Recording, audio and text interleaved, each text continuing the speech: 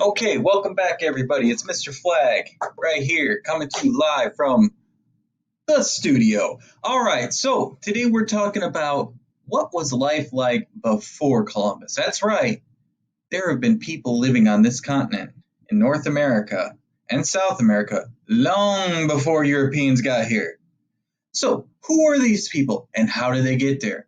Well, there's one major theory. Some say it's by boat, but here's the major theory. Way up north, where Alaska is and Russia, there used to be a frozen land bridge.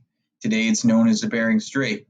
Some say 10,000 years ago, somewhere, at least, somewhere in there, that Native Americans crossed over from Siberia, which is part of Alaska, which is part of Russia, and traveled over to Alaska.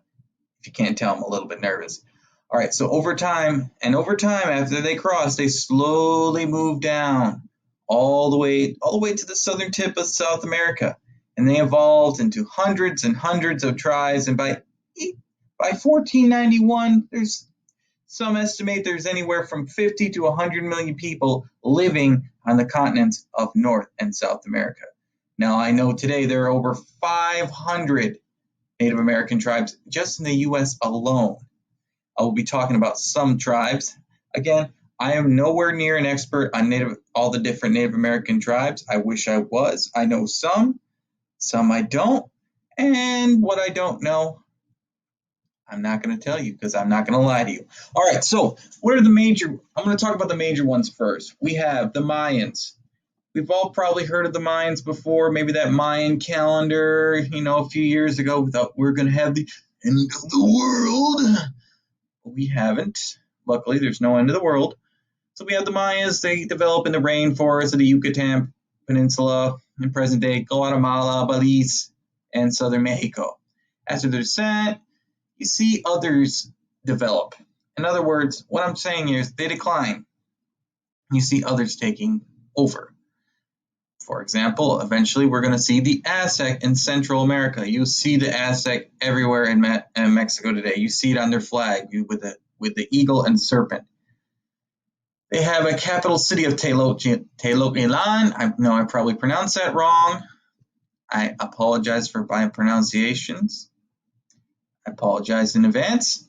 But they developed in what's today known as Mexico, and we're going to talk about that later in another video when they were conquered-ish by the Spanish. We'll talk about that in another video because I don't want to give you a 20-minute video because that's too long.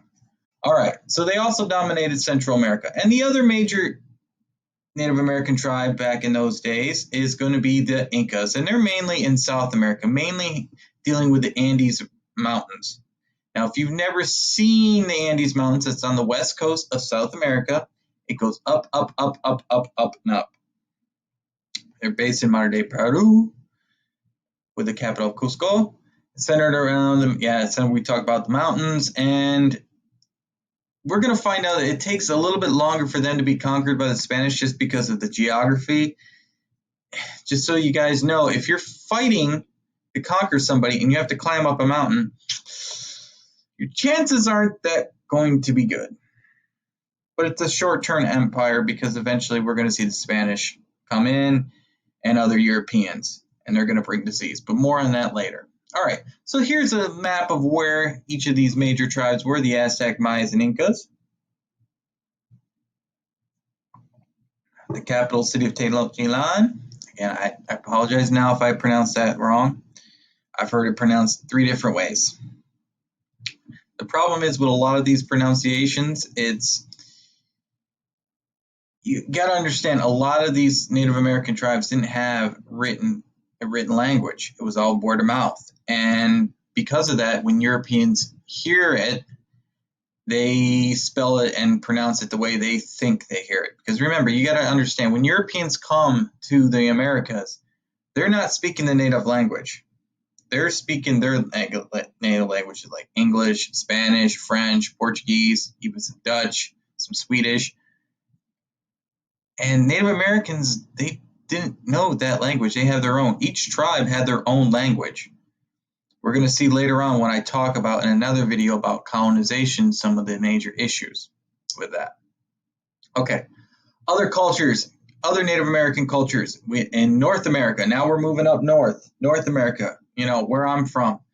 They're a little more smaller than those in Mexico and South America, but you probably can guess that. What are they growing mainly? Corn or maize. Without corn, they would not survive. And we're going to see with European colonization that corn is from the Americas and it's going to be brought to Europe, and all of a sudden Europe's population is going to boom. All right, so they have more complex civilizations north of Mexico. They disappear. They're semi-permanent groups. What that means is they're going to travel where the food is, all right? Obviously, if you've ever been to North America like I have, and you've been to some of these places, and especially in the East, you can't really grow stuff in New York in December. For those of you who don't know, I am from New York. I am familiar with the Iroquois tribe, and they will tell you that they're hunter and gatherers because they go where the food is. In the wintertime, you can't really just hang out and stay in one place. You're going to freeze. All right, here are some of the native peoples of the Americas by 1491. Again, I want you to look at all the different regions. Each regions have different tribes, and these tribes, they adapt to the environment that they're living on. Obviously, Northeast, where I'm from, they're going to adapt. They're going to be growing their food, but they got to grow their food at a certain time. You can't. I'm from Western New York. You cannot grow food in December.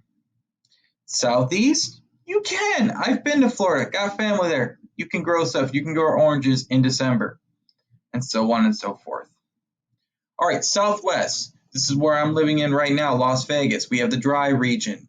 Includes New Mexico, Arizona. You got the Hoquiam, Anasazis, and the Pueblo.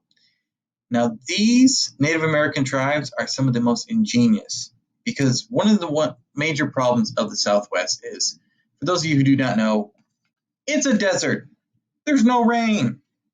So they got to find ways to get the water to the crops. They create these elaborate, huge irrigation systems that you still can see today. I know I've seen signs of this before. If you go out in the desert, there are remnants of these former tribes. They lived in caves, under the cliffs, multi-story buildings. There are still remnants of these Native American tribes, even in the Southwest today. Archaeologists are still finding remnants of these Native American tribes. All right, Northwest. I'm going to be honest. Don't really know much about the Northwest settlements because, I'll be honest, never been there. They lived in permanent long houses, diet based on hunting and fishing. Obviously, fishing, big thing. You got to use the environment around you. If you're on the West Coast, you're near that ocean, you got to be fishing. All right, berries, roots, they have totem poles, which I would love to learn more about. So if you guys know anything more about these Native American tribes, comment below. All right, and you got mountains to create great barriers. Some mountains we're talking about Rocky Mountains, some places like that. All right, here's another map of all these different Native American tribes, a little bit more detailed. Again, there are so many Native American tribes that there's no way in this video I can cover every single one. I wish I knew every single one. I don't. I'm not there yet. Maybe someday I'll become an expert. For those of you who don't know, I took several Native American history courses in college, but I'll be honest, it was mainly dealing with East Coast because I was on the East Coast, mainly New York. All right, so Great Plains. Obviously, if you've ever been to the Great Plains like I have, it's pretty flat. There's like no trees. So what are they doing to survive? The buffalo. They went where the buffalo were at. Buffaloes were used for everything. Again, Native Americans are very intelligent.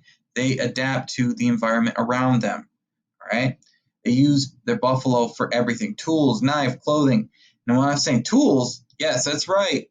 After they ate, they still save the bones to use as tools. They use the hides as clothes. We're going to see later on when I post another video about this that In the 1800s, when the Americans are pushing west and they're trying to force Native Americans on reservations, one of the things they're going to do to force Native Americans on reservations is they're going to eliminate the one thing that helps them survive, buffalo, to the point where buffaloes almost go extinct by 1900. All right, so they're also using farming, again, raising corn, beans, squash, all that good stuff. Now, here is one of the big myths. Before Columbus, there are no horses in North America or South America. They're not. So the image of cowboys and Native Americans and on horses, that's sort of a later development because they're not around. They're not. They're just not. All right. And they would migrate, obviously, as conditions change. In other words, Native Americans are they adapt and overcome. All right. They migrate based on the conditions. So if they're having a really bad winter or a really bad summer, they're obviously not going to stay in that where they're at because that's not a good idea. We're going to see that when Europeans are all about private property and staying at your house and don't go anywhere and that's where you live all year long. We're going to see a clash between Europeans and Native Americans because that's going to be one of the big clashes because Native Americans, they go where they need. Europeans, oh no, we stay here. Very good. You can't tell I do a lot of impressions. Not very good. All right, Midwest. We're talking your Iowas, your Ohio River Valley, Mississippi Valley.